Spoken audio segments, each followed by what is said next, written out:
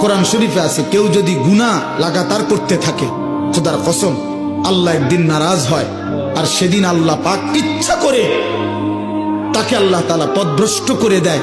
আর কোনোদিন আল্লাহ ইচ্ছা করেই তারে আর হেদায়েত দেয় না, আলোর পথে ফিরতে দেয় না, কল্যাণের পথে আসতে দেয় না, জান্নাতের পথে আর আসতেই দেয় না। খোদার কসম, এটা কোরআন শরীফের আয়াত। আল্লাহ বলছে, একদিন আমি সত্যি সত্যি রাগ করলে ফাআনসাহুম আনফুসাহুম, আমি আল্লাহ নিজেই তোর আখিরাত ভুলায় দেব। যা, ঠিক আছে বান্দা, গরু ছাগল কুকুর বিড়ালের মতো খা, ঘুমা, পেশাব পায়খানা কর, যৌন চাহিদা মনে পূরণ কর, ঠিক আছে বান্দা, খালাস। নুয়াল্লিহি মা তাওয়াল্লা ওয়া নুসলিহি জাহান্নাম। যা বান্দা, তোর এই উল্টো পথে চলছিস, চলতে থাকো উল্টো, আমিও তোরে উল্টো পথে চালায়া দিলাম।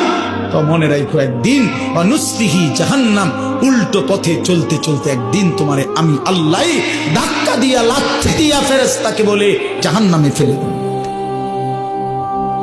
জাহান্নামে ফেলে